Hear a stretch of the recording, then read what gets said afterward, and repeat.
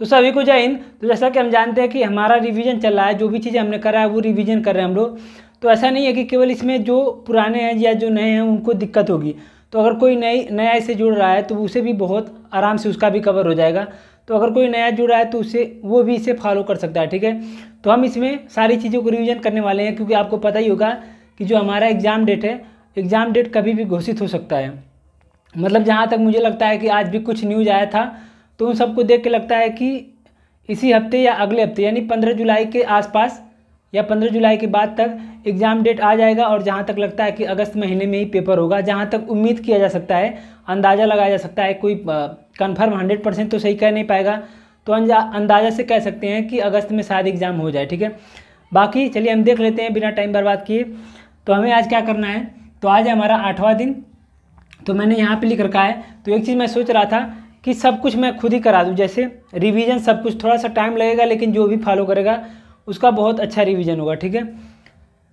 तो हमें आज पर्यायवाची में क्या करना है, तो कल हमने रात और बिजली का पर्यायवाची करा था, और उससे एक दिन पहले यानी सोमवार को हमने सांप और कपड़ा का पर्यायवाची करा था, मंगलवार को रात और बिजली का, और आज हमें आग और ईर्ष्या का पर्यायवाची करना है।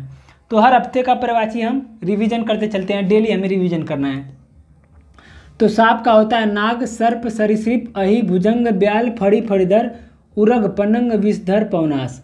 सांप का सर्प, सांप का नाग, सर्प, सरीसृप, अहि, भुजंग, ब्याल, फड़ी, फड़ीधर, उरग, पनंग, विषधर, पवनास। सांप का नाग, सर्प, सरीसृप, अहि, भुजंग, ब्याल, फड़ी, फड़ीधर, उरग, पनंग, विषधर, पवनास। फिर कपड़ा का वस्त्र, वसन, पट, चिर, अंबर, दुकुल परिधान। कपड़ा का वस्त्र, वसन, पट, चिर, अंबर, दुकुल परिधान। कपड़ा का वस्त्र, वसन, पट, चिर, अंबर, दुकुल परिधान। फिर रात का रजनी, निशा, रात का रात्रि, रजनी, निशा, निशी, निशित, विभावरी, तमिश्रा, त्रियामा, राका, रैन। ये याद है, रात का रात्रि, रजनी, निशा, निशी, निशित, विभावरी, तमिश्रा, त्रियामा, राका, रैन, यामिनी, सरोवरी, छया, तमिशुनी। रात का रात्रि, रजनी, निशा, निशी, निशित, विभावरी, तमिश्रा, त्रियामा, राका, रैन, यामिनी, सरोवरी, छया, तमिशुनी, ठीक। अब आते हैं बिजली का। तो बिजली का दामिनी, चपला, तड़ित, चंचला, सौदामिनी, धनवल्ली, संपा। बिजली का दामिनी, चपला, तड़ित, चंचला, सौदामिनी, धनवल्ली, संपा। बिजली का दामिनी, चपला, तड़ित, चंचला, सौदामिनी, धनवल्ली, संपा। तो ये हो गया हमारा पीछे का पर्यायवाची। आज हमें क्या करना है, आग और ईर्ष्या का पर्यायवाची करना है। तो आपका अग्नि, अनल, पावक, कृषाणु, हुतासन, दहन, धूमकेतु, वायुसखा, वैश्वानर। आग का अग्नि, अनल, पावक, कृषाणु, हुतासन, दहन, धूमकेतु, वायुसखा, वैश्वानर। जातिवेद, शतदल, शिखी, वहनी। आग का अग्नि, अनल, पावक, कृषाणु, हुतासन, दहन, धूमकेतु, वायुसखा, वैश्वानर, जातवेद, शतदल, शिखी, वहनी। तो ये हो गया हमें आग का पर्यायवाची। ईर्ष्या का हो गया जलन, डाह, द्वेष, रस्क, हसद, मत्सर, कुड़न। ईर्ष्या का जलन, डाह, द्वेष, रस्क, हसद, मत्सर, कुड़न। तो ये हमारा पर्यायवाची है, इसे आपको अच्छे से याद करना है। याद कैसे करना है, जैसे मान लेते हैं मुझे अग्नि का याद करना, आग का याद करना है, तो क्या करूँगा, शुरू के 3 या 4 पकड़ूंगा अपने हिसाब से। तो मैं 3 पकड़ लेता हूँ। आग का अग्नि, अनल, पावक, कृषाणु, मैं 4 पकड़ लेता हूँ। अग्नि, अनल, पावक, कृषाणु। आग का अग्नि, अनल, पावक, कृषाणु। आग का अग्नि, अनल, पावक, कृषाणु। अग्नि, अनल, पावक, कृषाणु। अग्नि, अनल, पावक, कृषाणु। फिर आगे के 3-4 पकड़ूंगा। अग्नि, अनल, पावक, कृषाणु, हुतासन, दहन, धूमकेतु। अग्नि, अनल, पावक, कृषाणु, हुतासन, दहन, धूमकेतु। तो ऐसे कर करके आपको याद करना है। 15-20 बार लिखना है, 5-6 बार अपने दिमाग में बोलना है, याद हो जाएगा, ठीक है। इसके बाद आपको हिंदी में क्या करना है, उसके बाद संज्ञा करना है। तो संज्ञा के लिए ये आपको संज्ञा करना है, एक ही दिन काफ़ी है। संज्ञा बहुत ज़्यादा बड़ी नहीं है, 5 प्रकार की संज्ञा होती हैं, पढ़ना है। फिर आपको प्रीवियस ईयर के क्वेश्चन लगाने हैं, ठीक है। तो संज्ञा के लिए केवल आज का दिन मिल रहा है। उसके बाद मुहावरे करने हैं आपको, तो मुहावरा का भी आज लास्ट दिन है। इसके बाद हम वाक्यांशों के लिए एक शब्द करेंगे। फिर आपको पर्यायवाची 2 करने हैं, आग और ईर्ष्या। फिर आज साहित्य में हमने कर लिया, कौन कौन से कर लिया, ज्ञानपीठ पुरस्कार कर लिया, साहित्य अकादमी पुरस्कार कर लिया। अब ये आपके ऊपर है कि आपको डेली एक बार क्या करना है। शायद 70 के आसपास साहित्य अकादमी पुरस्कार है, तो एक बार डेली पूरे के पूरे साहित्य अकादमी पुरस्कार को पढ़ लेना है। कितना मिनट लगेगा, 2 से 3 मिनट लगेगा। ज्ञानपीठ पुरस्कार को रिवीजन कर लीजिएगा। उसके बाद आज साहित्य में हम प्रेमचंद की रचनाओं को करेंगे। प्रेमचंद की जितनी रचनाएं हैं उनको करेंगे। तो हिंदी साहित्य में हमें प्रेमचंद की रचनाओं को करना है। तो बता दूं कि प्रेमचंद जो है यूपी के बनारस में जन्मे थे। इनकी रचनाएं हैं गोदान, कर्मभूमि, रंगभूमि, गबन, सेवा सदन, शतरंज के खिलाड़ी, निर्मला, प्रेमाश्रय, पूस की रात, कफन, ईदगाह, नमक का दरोगा, बड़े घर की बेटी, दो बैलों की कथा। तो ये है प्रेमचंद की रचनाएं। इसे अच्छे से आप लोग नोट कर लीजिएगा और इसे ही याद करना है, ठीक है। तो ज्ञानपीठ का मैं बता दूं कि धन दिन दान देवी नर नीर नार अमृत लाल के द्वार से, ये उसका ट्रिक है। तो ऐसे आपको भी याद होना चाहिए, ठीक है। तो ये हो गया हमारा हिंदी में। तो चलते हैं अपने जीके और जीएस का देख लेते हैं। हिंदी देख लिया, अब हम देख लेते हैं जीके और जीएस में हमें क्या करना है। तो ठीक है, तो हम क्या करेंगे जीके और जीएस में, तो संविधान में हम क्या करेंगे, कल भी हमने क्या किया था 52 से लेकर 69 तक, आज भी हम कर लेंगे। कल भी हमने राष्ट्रपति और उपराष्ट्रपति के बारे में पढ़ा था, तो आज भी आप लोग 52 से लेकर अनुच्छेद 69 तक कर लीजिएगा फिर से दोबारा। और आप में से बहुत से लोग ये कह रहे थे, मतलब कमेंट में कुछ लोग कह रहे थे कि संविधान में जो अनुच्छेद होता है वो याद नहीं होता है। तो मैं बता दूं कि आपको क्या करना चाहिए, डेली अनुच्छेद, जैसे आज हम अनुच्छेद 69 तक पहुँचे हैं ना, तो 1 से लेकर अनुच्छेद 69 तक आपको रिवीजन करना चाहिए, वो भी लिख के। जैसे 1 से लेकर 69 तक आप गिनती लिख लिया रब पे अपने, फिर उसमें क्या किया, किस अनुच्छेद में क्या है, अपने हिसाब से उसको याद करके लिखना है, ठीक है। ऐसे याद होगा, डेली आपको पढ़ना पड़ेगा, ठीक है। तो संविधान में आज आपको मैंने कहा था कि भाग 5 जिसमें हम राष्ट्रपति के बारे में करेंगे, तो भाग जो 5 है वो अनुच्छेद 152 से 151 तक है, अनुच्छेद 52 से 151 तक है। और भाग 5 में ही राष्ट्रपति के बारे में चर्चा है, ठीक है। तो हम देख लेते हैं अनुच्छेद। तो अनुच्छेद 52 हमने 51 तक कर लिया था। अनुच्छेद 52 राष्ट्रपति का पद, अनुच्छेद 52 में कहा गया है कि भारत का एक राष्ट्रपति होगा। अनुच्छेद 53 में कहा गया कि जो राष्ट्रपति है वो कार्यपालिका का प्रधान होगा। अनुच्छेद 54 इसमें राष्ट्रपति के निर्वाचन के बारे में चर्चा की गई है, राष्ट्रपति का निर्वाचन कैसे और कब होगा। फिर अनुच्छेद 55 राष्ट्रपति का कोटा, तो राष्ट्रपति के एक कोटा के बारे में कहा गया है। अनुच्छेद 56 राष्ट्रपति का कार्यकाल कितने साल का होगा, 5 साल का होगा। तो अनुच्छेद 57 कोई भी व्यक्ति दोबारा राष्ट्रपति निर्वाचित हो सकता है, अनुच्छेद 57 में कहा गया है। फिर अनुच्छेद 58 में राष्ट्रपति की योग्यता के बारे में कहा गया है, जैसे उसकी उम्र 35 साल हो, वो लोकसभा का सदस्य बनने के लायक हो, वो पागल दिवालिया न हो, भारत का नागरिक हो, ये योग्यता है उसकी। और अनुच्छेद 59 में दशाएं एवं शर्त कहा गया, जैसे शर्त जैसे पागल दिवालिया ना हो, किसी की लाभ के पद पर ना हो, संसद के विधानमंडल में किसी का सदस्य ना हो, ये शर्तें हैं। फिर अनुच्छेद 60 शपथ के बारे में चर्चा की गई है, इसमें राष्ट्रपति की शपथ। अनुच्छेद 61 महाभियोग, अनुच्छेद 61 महाभियोग। तो मैंने यहाँ पे इन सारों का ट्रिक लिख रखा है, पकानी कोका दुयुदशम, पकानी कोका दुयुदशम। तो ये सारे अनुच्छेद याद जाएंगे। प से पकानी मतलब प्रेसिडेंट, 52 में प्रेसिडेंट है। क से 53, क से का से मतलब कार्यपालिका का प्रधान होगा, यानी 53। नी पकानी, नी से निर्वाचन, देखिए यहाँ पे देखा है निर्वाचन, यानी 54 में निर्वाचन है। पकानी कोका, यहाँ राष्ट्रपति का कोटा है। फिर कोका मतलब कार्यकाल, 56 में कार्यकाल। फिर दुयो 57 में दुयो मतलब दोबारा निर्वाचन हो सकता है, दुयो मतलब दोबारा निर्वाचन। यू मतलब योग्यता, 58 में योग्यता। फिर दशम, 10 से दशाएं। फिर स से 60 में शपथ। फिर म से 61 महाभियोग। तो पकानी कोको दुयुदशम। तो ये हो गया हमारा प्रेसिडेंट के बारे में, राष्ट्रपति। अब हम देख लेते हैं उपराष्ट्रपति, ठीक है। तो अब उपराष्ट्रपति के बारे में देख लेते हैं। तो उपराष्ट्रपति अनुच्छेद 63 जिसमें उपराष्ट्रपति के बारे में कहा गया है कि भारत का एक उपराष्ट्रपति होगा, ठीक है।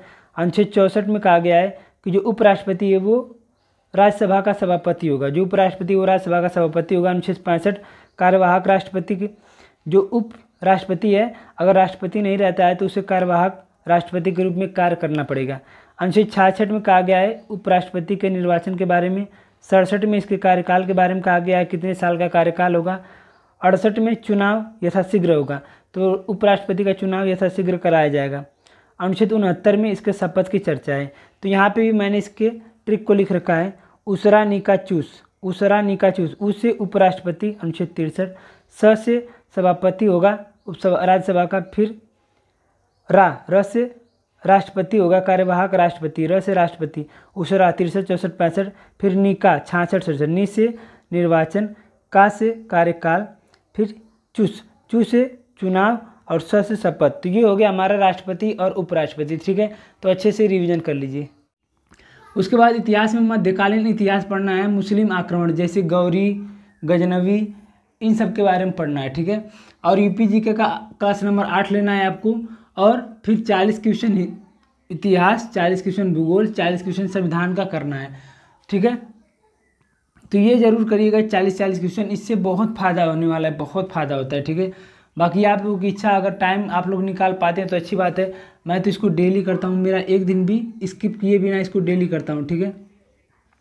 बाकी उसके बाद संगठन में आते हैं, तो संगठन में नाटो, ओपेक, राष्ट्रमंडल, रेड क्रॉस, G20। तो आज हमारा संगठन खत्म हो जाएगा। तो अब मैं क्या करूँगा, संगठन में जितने भी क्वेश्चन पूछे गए हैं, UPSI, UP police, SSC, railway, मतलब सब में मिला के संगठन में जितने भी क्वेश्चन संगठन चैप्टर से पूछे गए हैं, संगठन टॉपिक से, वो सारा प्रीवियस ईयर का मैं करा देता हूँ, ठीक है। देख लेते हैं यहाँ पे नाटो संगठन के बारे में। इसका फुल फॉर्म होता है नॉर्थ अटलांटिक ट्रीटी ऑर्गेनाइजेशन, ठीक है। इसकी स्थापना 1949 में, मुख्यालय ब्रुसेल्स में। स्थापना 1949 में, मुख्यालय ब्रुसेल्स में। शायद इसमें देश 32 हैं, एक बार देख लीजिएगा। अभी वर्तमान में 32 देश हैं, 32वां देश स्वीडन है, ठीक है। आगे हम देख लेते हैं यहाँ पे ओपेक। ओपेक का फुल फॉर्म है organisation of petroleum exporting country, organisation of petroleum exporting countries. स्थापना 1960, मुख्यालय वियना ऑस्ट्रिया में। महासचिव हैथम अल गैस। राष्ट्रमंडल, जिसको कॉमनवेल्थ भी बोलते हैं, इसकी स्थापना 11 दिसंबर 1931, मुख्यालय लंदन। भारत जो 1945 में कॉमनवेल्थ में शामिल हुआ, और कॉमनवेल्थ डे 24 मई को मनाया जाता है। देश है 55वां गैबोन है, 56वां टोंगो है। आगे हमारा यहाँ पे दे रखा है रेड क्रॉस, ठीक है। रेड क्रॉस इस संस्था को 3 बार शांति का नोबेल पुरस्कार मिल चुका है। 1917, 1944, 1963। स्थापना 1863, मुख्यालय जेनेवा, स्विट्जरलैंड। भारत में रेड क्रॉस की स्थापना 1920 में, ठीक है। G20, जिसे 1999 में जर्मनी में स्थापना की गई थी। इसमें देश 19 प्लस 1 यूरोपियन यूनियन और प्लस अफ्रीकन यूनियन अभी हाल ही में शामिल हुआ है, तो 21 हो गए हैं। फिर पहला सम्मेलन 2008 में वाशिंगटन DC में। भारत में 17वां 2023 में। 2024 में ब्राज़ील में होगा, ठीक है। यहाँ पे है यूएनओ का फुल फॉर्म होता है यूनाइटेड नेशन ऑर्गेनाइजेशन। इसकी स्थापना 24 अक्टूबर 1945 को हुई थी। हेडक्वार्टर न्यूयॉर्क में है। देश 193 हैं। और यूएनओ के चार्टर में अध्याय 19 है, अनुच्छेद 111 है। इसके आधिकारिक भाषा अंग्रेजी और फ्रेंच है, ठीक है। तो यूएनओ के कई सारे अंग हैं। पहले 6 अंग थे, अब 5 अंग हो गए हैं। तो इनके अंग हम देख लेते हैं यहाँ पे। महासभा, सुरक्षा परिषद, आर्थिक सामाजिक परिषद, सचिवालय, अंतर्राष्ट्रीय न्याय परिषद और न्याय परिषद था, तो ये खत्म हो गया 1994 से। बाकी यहाँ पे महासभा के बारे में दे रखा है, जिसे लघु संसद कहा जाता है। वर्ष में एक बार इसकी बैठक होती है। सुरक्षा परिषद, जिसमें 15 सदस्य होते हैं, कुल 15 सदस्य, 5 अस्थायी होते हैं।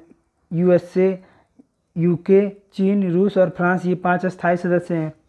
फिर अंतर्राष्ट्रीय न्यायालय है, जिसकी स्थापना 3 अप्रैल 1946 को। इसका मुख्यालय द हेग है। और भारतीय न्यायाधीश दलवीर भंडारी अभी उसमें हैं। उसके न्यायाधीशों की जो संख्या होती है वो 15 होती है, और वो 9 वर्ष तक रहते हैं। भाषा अंग्रेजी और फ्रेंच। सचिवालय प्रमुख, अध्यक्ष एंटोनियो गुटेरेस, ठीक है। तो ये हो गया हमारा यूएनओ के बारे में, ठीक है। तो ये हो गया हमारा संगठन। तो इसे आप लोग अच्छे से याद कर लीजिए, और इस पर हम केवल प्रीवियस ईयर के क्वेश्चन कर लेंगे, हमारा हो जाएगा। उसके बाद आते हैं रीजनिंग में। तो रीजनिंग में आपको क्या करना है, 55 क्वेश्चन। रीजनिंग में बस एक ही बात मैं कहूँगा, बार बार बोलने से क्या फ़ायदा, कि देखिए रीजनिंग और हिंदी, यही दो एक ऐसी चीज़ है जो बहुत ज़रूरी है। रीजनिंग और हिंदी, अगर आपको इसको स्कोर करना है तो रीजनिंग और हिंदी आपको अच्छा करना ही होगा हर हाल में। हिंदी का तो चल ही रहा है हमारा, और रीजनिंग के लिए क्या करना होगा, आपको बहुत ज़्यादा प्रैक्टिस करनी होगी। जैसे रीजनिंग में आपको सिलेबस है, उसमें से जो चैप्टर ना है यूट्यूब पे सर्च करिए, आपका वहाँ से कवर हो जाएगा। उसके बाद रीजनिंग का प्रैक्टिस करिए। कहाँ से करना है, कहीं से भी कर सकते हैं। एग्जामपुर चैनल से कर सकते हैं, टेक्स्ट बुक से कर सकते हैं, टैलेंट विद अंकित से कर सकते हैं, या तो रोजगार विद अंकित पे प्रैक्टिस सेट चलता है यूट्यूब पे। आप क्या करिए, उनके ऐप पे जाके वो प्रैक्टिस सेट डाउनलोड कर लीजिए, और उस ऐप पे उस PDF से प्रैक्टिस करिए, ठीक है। फिर जो क्वेश्चन ना है यूट्यूब पे जाके उसे देख लीजिए। मतलब सब मिला के बस ये कहना है कि आपको रीजनिंग में डेली कुछ ना कुछ प्रैक्टिस करना है बस। फिर आते हैं मैथ में। तो मैथ में आपको आज प्रतिशत करना है, प्रतिशत का लास्ट दिन है। तो गगन सर से मैंने कहा था, गगन सर ने यूपी पुलिस के लिए पढ़ा रखा है। आप लोग सर्च करेंगे यूट्यूब पे यूपीपी मैथ गगन प्रताप सर, तो सारा खुल के प्ले लिस्ट आ जाएगा। तो वहाँ से आपको प्रतिशत करना था, ठीक है। उसके बाद कैलकुलेशन जो कि मोस्ट इम्पॉर्टेंट है, ये आप कभी भी स्किप नहीं कर सकते हैं। कैलकुलेशन करना है 1 से लेकर 18 तक वर्ग और 1 से लेकर 18 तक घन करना है, फिर 10 जोड़ घटाना गुणा भाग करना है। और एक चीज़ यहाँ पे लिख देता हूँ, एक चीज़ मैं मार्च के दिवस आपको करना है, मार्च के दिवस, तो ये ज़रूरी है। ये दोनों हमारा मार्च के दिवस, तो 1 मार्च को शून्य भेदभाव दिवस मनाया जाता है, 3 मार्च को विश्व वन्य जीव दिवस मनाया जाता है, 4 मार्च को राष्ट्रीय सुरक्षा दिवस, 7 मार्च को जन औषधि दिवस, 8 मार्च को अंतर्राष्ट्रीय महिला दिवस, 15 को विश्व उपभोक्ता अधिकार दिवस, 16 मार्च को राष्ट्रीय टीकाकरण दिवस, 20 मार्च को अंतर्राष्ट्रीय गौरैया दिवस और अंतर्राष्ट्रीय प्रसन्नता दिवस, 21 को विश्व वानिकी दिवस यानी कि विश्व वन दिवस, फिर 22 को विश्व जल दिवस, 23 को विश्व मौसम विज्ञान दिवस, और इसी दिन 23 मार्च को शहीद दिवस मनाया जाता है, जो कि भगत सिंह की याद में मनाया जाता है। उसके बाद 24 को विश्व क्षय रोग दिवस, 24 को विश्व क्षय रोग दिवस। तो ये हो गया हमारा मार्च के दिवस, ठीक है। तो ये था हमारा आज का टारगेट। आई होप कि आपको तैयारी ठीक ही चल रही होगी, और कुछ भी आपको पूछना या कुछ भी दिक्कत है तो आप कमेंट में छोड़ सकते हैं, ठीक है।